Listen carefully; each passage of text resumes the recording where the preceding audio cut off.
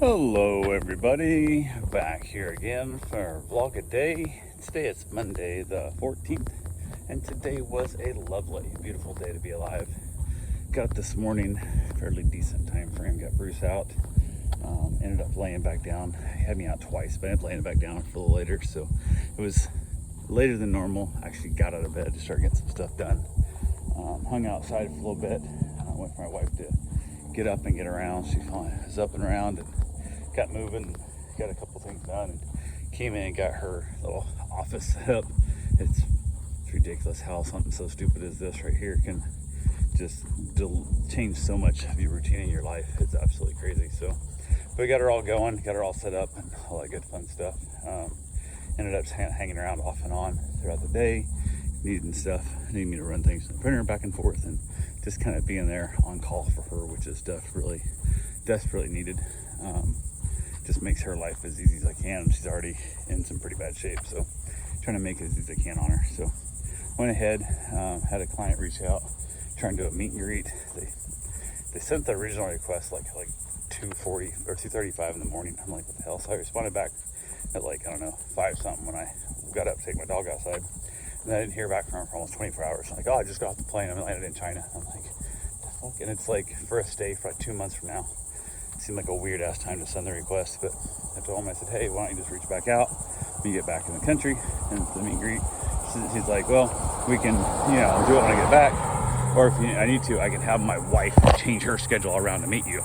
And I'm like, okay, are you making this like I'm a dickhead? I said, just whenever you get back, let me know. Like, you're the one who's want me to watch your dog, and not watching your dog without a meet and greet kind of thing. So kind of is what it is there. So who knows? But he finally reached back out from a week and a half, 2 weeks ago, or it would have been before my trip even. I was supposed to go to Iowa when he reached out the first time. So, but he went ahead and reached out, and he said, he's like, we're flying Hoey back in town by such and such time today. And I'm like, let's just do it for tomorrow, because his flight was to land today. And I'm like, why push this back? Plus I had to go pick up my mom at the airport and didn't want to have to run the chance of trying to do it before that and have him run late, or and do it afterwards, and it's gonna be way too late, especially if her flight gets pushed back at all. So we'll see what happens. But went ahead and basically set it up for tomorrow at 6 p.m. So it's like people give that weird vague, I can do it tomorrow afternoon. And I'm like, or late afternoon. I'm like, what does late afternoon look like to you? Does that mean 3?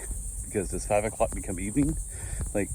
Give me a time frame, between 1 and 5, or 1 and 9, or whatever your time frame is. But late afternoon is such a weird description of time. So, but we set it up. Hopefully it all goes. And then of course he goes 12 hours before he responds when I asked if that time would work for him. And then I was like, okay, so it's been 12 hours later in, so I never heard nothing from him, but he finally responded back, said that time would work. So I'm like, okay, we're good to go there. So got a few things around the yard done. Didn't really get too much accomplished. My body is revolting, I guess is the best way to put it on me. Everything in my body hurts. I feel like I've been beat up by a gang of midgets, and I feel like I've been beaten by pool noodles for a day. I feel worse than after running a crappy marathon, because sometimes after a marathon I'm not bad. I think it feels good, but I've ran many marathons that I didn't feel this bad the next day, and everything hurts. My kidneys hurt, my calves hurt, my jawline hurts. It literally hurts to open my mouth, basically. Hurts to turn my head, all kinds of I don't know, my body's really just revolting on me. It's just giving up. I don't know what's going on with the whole thing. So, but I went ahead and actually tried to lay down to get a little bit of rest. Checked on my wife, make sure she had everything she needed, and tried to lay down for a bit.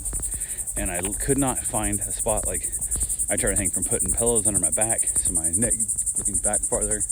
I tried everything. I tried laying flat on the bed. I tried everything. Couldn't figure out a spot that not every part of my body hurt in. And even my head felt heavy.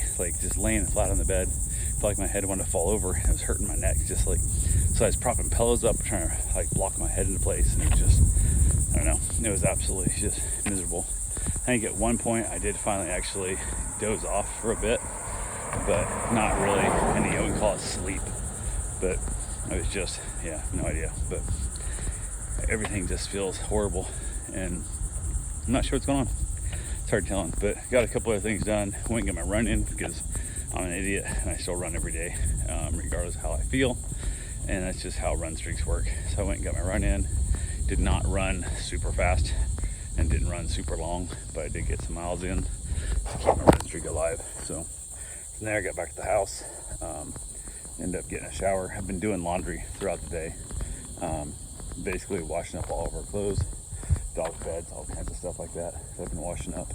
So getting that all taken care of, and went ahead as I was doing those loads, did a load of dishes also, different stuff. My wife ended up having leftover Chinese. I ended up eating more than I should have last night, but I didn't have any leftovers. She had leftovers, so she had today for her leftovers. And then for dinner, she ended up having another shrimp cocktail. And I just wasn't hungry. I assume I ate too much yesterday. It was part of it, but I wasn't hungry, so I didn't eat anything today at all. I had like one bugle, I think it was, when I was, not a bugle, but a combo. I was giving her some snacks. I'm like, I'm gonna try one of those again. I'm like, yeah, they're gross, but thought I would give it a try. So I had that, but that's all I had. And then I ended up drinking some, a little bit of chocolate milk after my run. But went out and cleaned the pool, got all that fun stuff done. Trying to keep it clean, it's just a full-time job. Reached out to the county inspector to come and verify that my concrete slab patio is the size that my permit said it was. And I'm like, okay, I paid for a city permit. I had the thing inspected and signed off by the city inspector. Why the hell do you have to come out here and actually physically measure this damn thing? It makes no sense at all.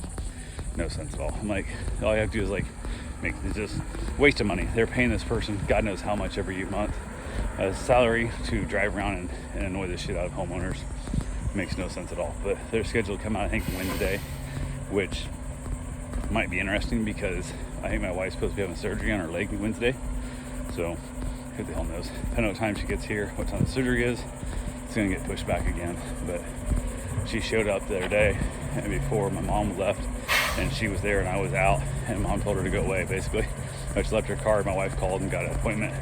Supposed to be here first thing like 8:30, 9 o'clock Wednesday morning, so we'll see how that breaks down and go from there. But yeah, all this fun stuff. So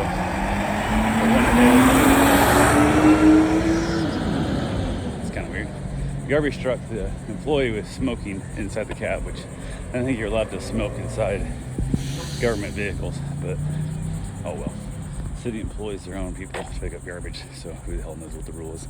Might be one of those situations where we can't find anyone willing to work anymore, so we just have to kind of let them get away with whatever the hell they want to. So, but we will see what the hell they want. Okay, this stupid van right here went by me just now, like slowed way down like I was cutting them off or something. I'm like, when I ran across the street, I was nowhere near you, but hey, whatever. So anyway, went ahead and got done my run, got my shower, chilled out there for a couple minutes, got her some food, and then I headed over to Sanford to pick up my mother from the airport.